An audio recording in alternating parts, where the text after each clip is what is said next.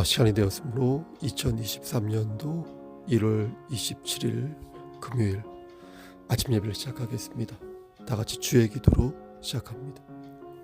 하늘에 계신 우리 아버지여, 이름이 거룩히 여김을 받으시오며 나라가 임하옵시며 뜻이 하늘에서 이루어진 것 같이 땅에서도 이루어지이다.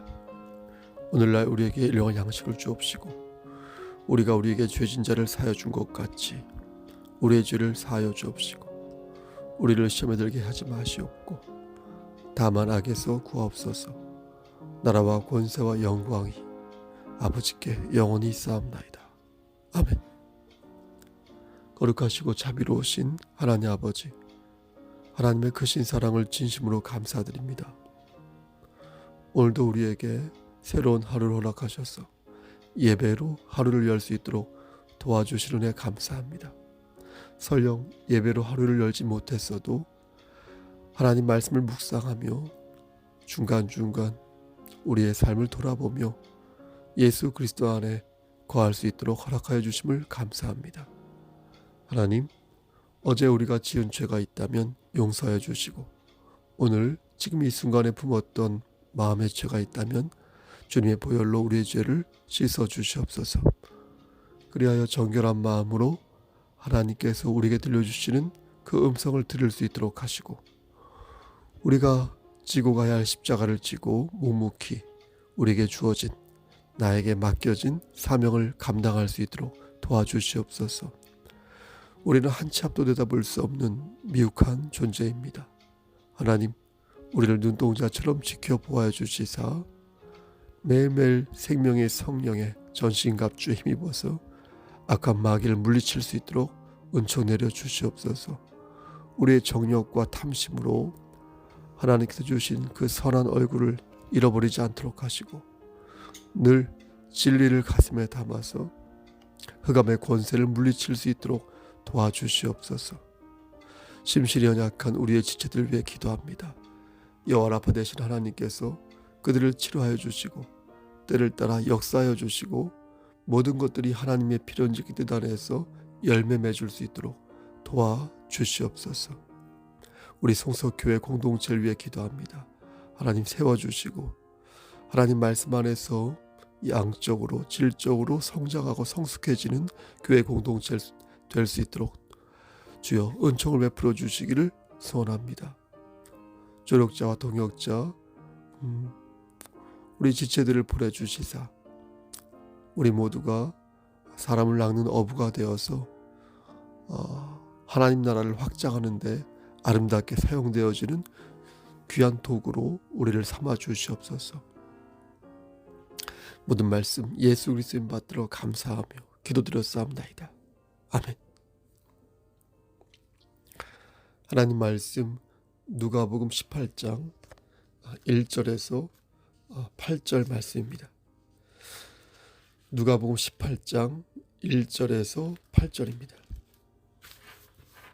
신약성경 제성경으로 125쪽입니다.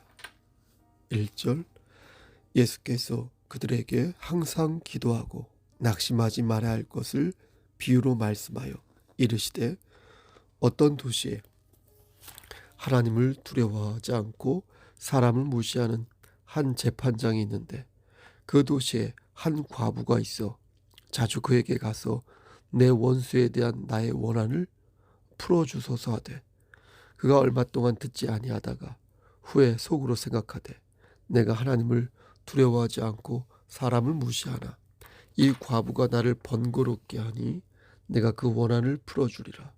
그렇지 않으면 늘 와서 나를 괴롭게 하리라 하였느니라. 주께서 또 이르시되 불의한 재판장이 말한 것을 들으라. 하물며 하나님께서 그 밤낮 부르짖는 택하신 자들의 원한을 풀어주지 아니하시겠느냐. 그들에게 오래 참으시겠느냐. 8절 내가 너희에게 이르노니 속히 그 원한을 풀어주시리라. 그러나 인자가 올 때에 세상에서 믿음을 보겠느냐 하시니라. 아멘. 하나님 이 말씀을 들어 사용하여 주시옵소서. 예수님의 이름으로 기도하였습니다. 아멘. 하나님께 기도할 때 보통 우리는 네 가지 형식을 생각합니다.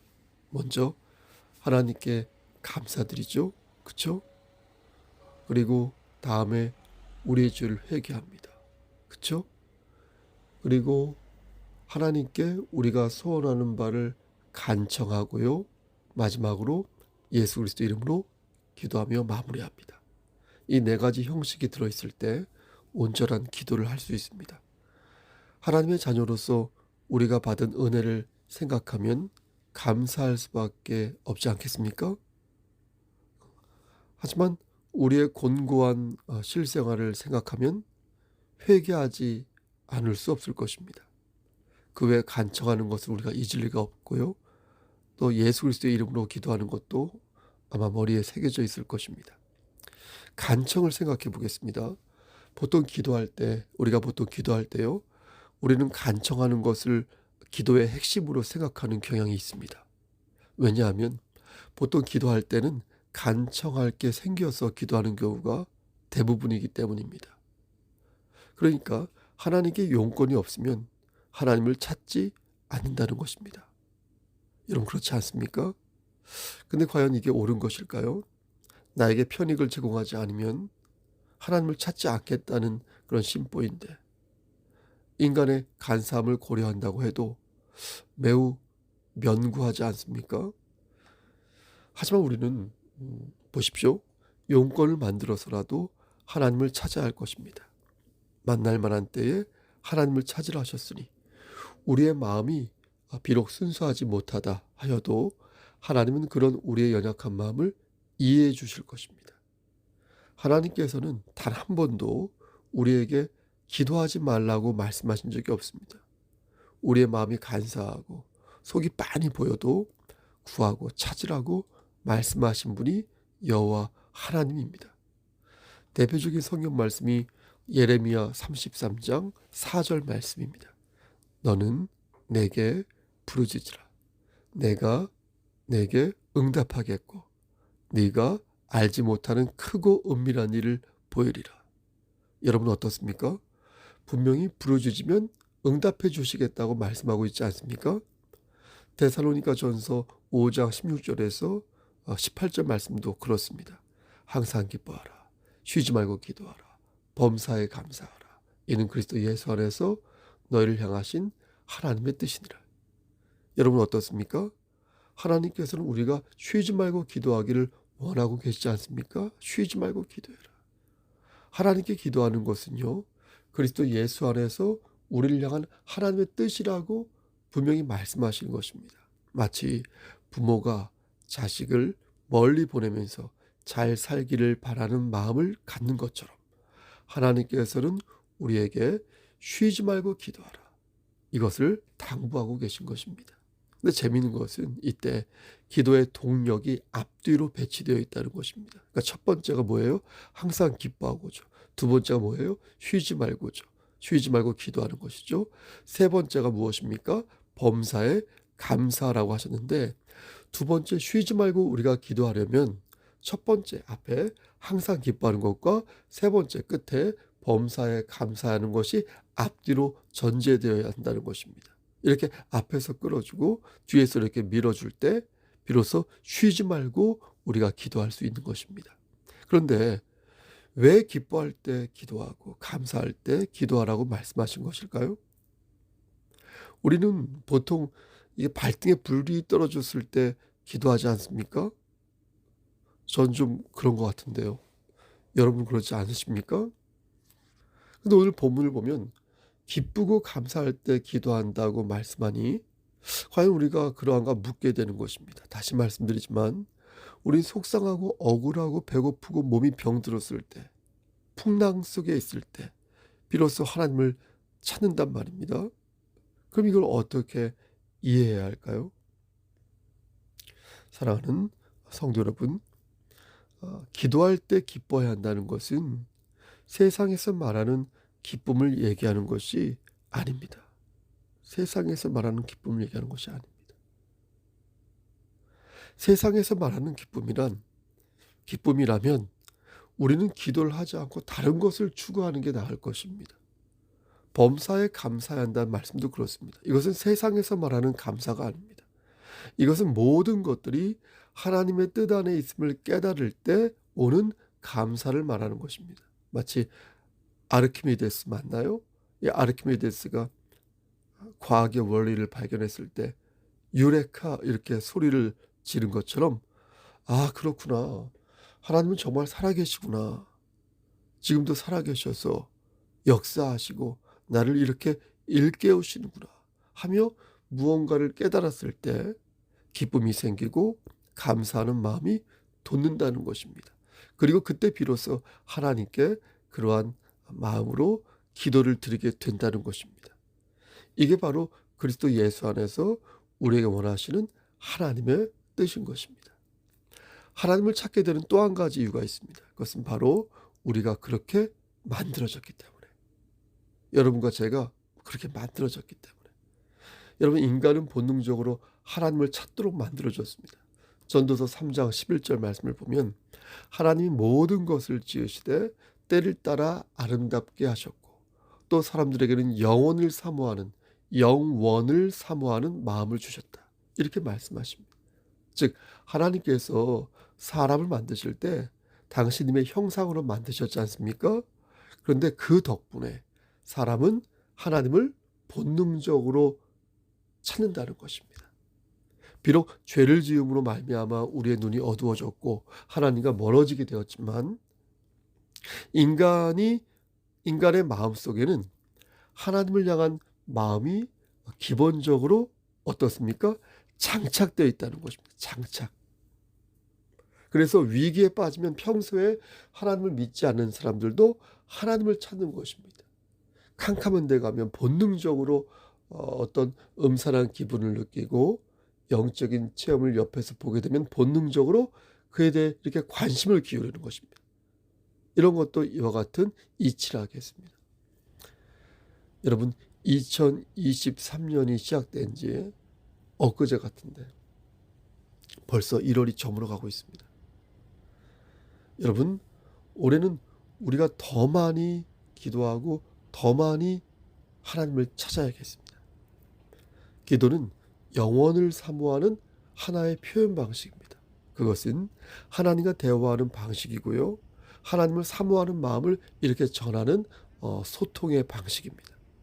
예수님도 그 사실을 알고 계셨기에 기도의 중요성을 조목조목 열거하시며 제자들에게 기도할 것을 주문하셨던 것입니다. 오늘 본문도 기도의 가르침 중에 하나의 말씀입니다. 예수님께서는 이것을 비유로 가르치셨는데요, 이렇게 비유를 드신 이유는 좀 더 쉽고 그러면서 깊게 가르치기 위해서 그런 것입니다. 그러니까 오늘 본문도 분명히 하나님께서 주시고자 하는 메시지가 있으므로 그 메시지를 찾아야 하는 것입니다.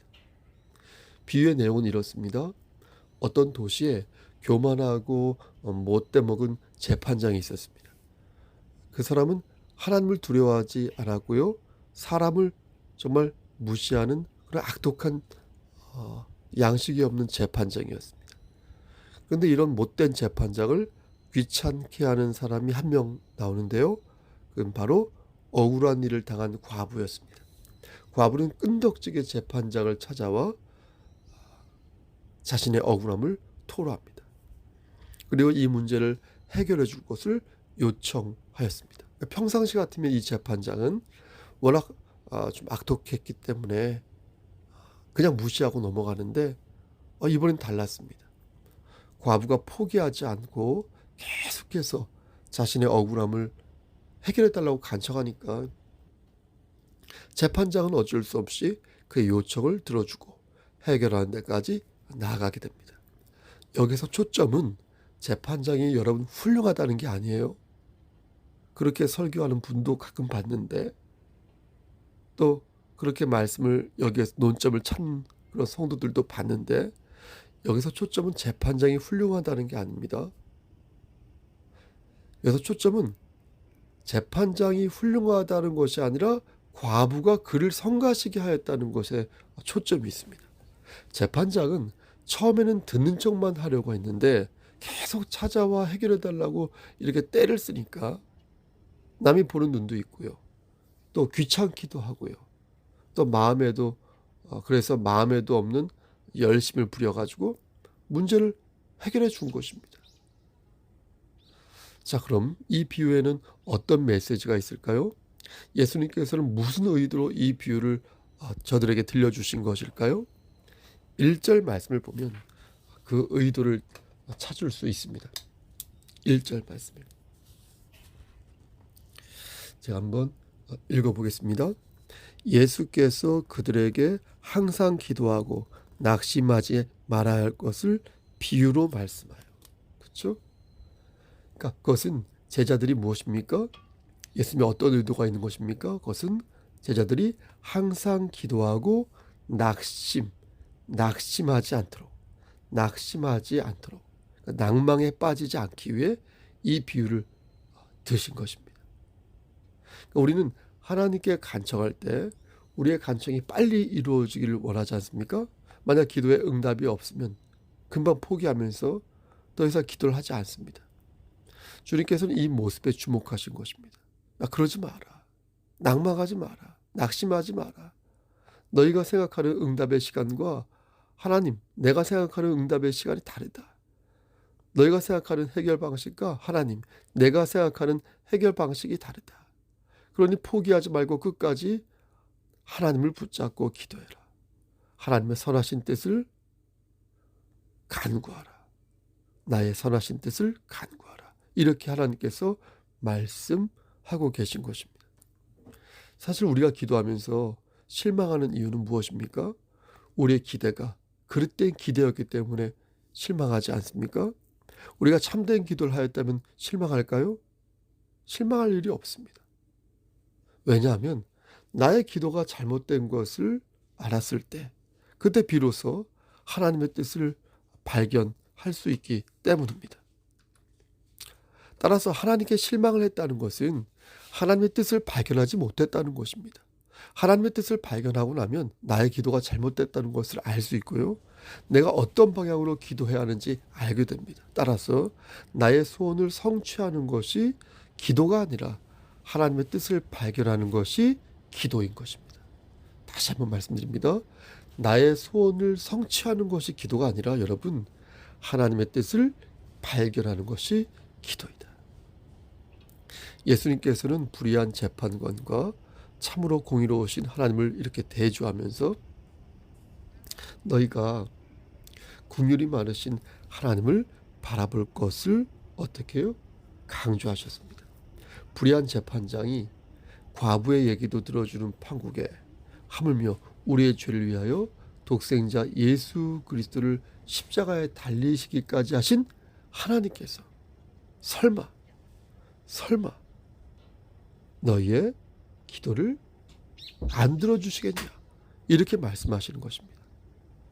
불의한 재판장은 귀찮아서 들어줬죠. 하지만 하나님께서는 자녀들의 고통을 당신의 고통처럼 여기시고 자녀들이 잘 되기를 바라는 마음으로 우리의 기도를 들어주신다는 것입니다.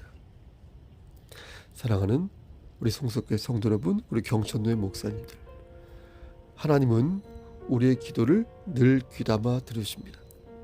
하나님은 절대적으로 공의로우시며 자비로우시게 하나님의 방식으로 문제를 해결하시고 그 뜻을 관철시키는 것이 옳습니다.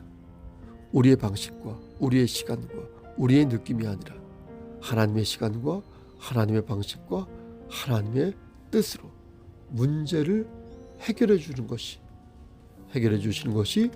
우리에게는 최고의 응답인 것입니다. 1월 마지막 금요일 아침 예배, 바로 이때 말씀을 전합니다. 여러분, 하나님께 기도합시다. 하나님께 우리의 소원을 간청합시다. 우리의 기도가 때로는 미련할 수 있고요, 잘못된 것일 수 있지만 여러분, 그렇다고 실망하고 좌절하고 절망할 필요까지는 없습니다. 왜냐하면 그리스도의 마음을 품은 자는 잘못된 지경을 걸을 때마다 성령 하나님께서 지혜를 주시기 때문입니다. 그러므로 우리는 어떻게 해야 되겠습니까? 기도를 멈추지 말아야겠습니다. 죄를 지었다면 회개하는 것을 머뭇거리지 말아야겠습니다. 혹시 회개하는 것을 놓쳤다면 다음 날이라도 회개하고 다시 하나님을 붙들어야겠습니다. 삶의 작은 일에도 주님을 알아가기 위해 노력해야겠습니다. 여러분, 오늘도 하나님을 붙잡고 그리스도 예수 안에서 승리하시기를 우리를 위해서 구속해 주신 예수 그리스도인 받들어 간절히 축원합니다. 아멘. 이제는 우리를 죄에서 구속해 주신 우리 구주 예수 그리스도의 은혜와 아버지 하나님의 만극하신 그 사랑하심과 성령 하나님의 교통하시고 인도하시는 모든 역사하심이 오늘도 하나님을 붙잡고 예수 안에서 승리하기를 원하는 여기 모인 성도와 그들의 가정과 이 제단과 이 나라 위에 하나님의 사랑하심이 세세토록 함께 계실지어다. 아멘. 예배를 마쳤습니다. 여러분, 오늘은 금요일인데요. 무슨 일이 있으면 연락 주시고요. 신방을 원하시는 분 있으면 말씀해 주시기 바랍니다. 눈이 많이 왔습니다. 날씨도 많이 춥고요. 어제 예배당 앞에 염화 칼슘을 좀 뿌렸는데요. 빙판길 조심하시고요. 네, 건강한 모습으로 주일날 만나 뵙도록 하겠습니다. 1월 29일 1월달 마지막 주 회중 예배입니다. 가능한 한 다 같이 참석하여 대면으로 예배 드렸으면 좋겠습니다. 여러분, 오늘 하루도 승리하십시오. 샬롬.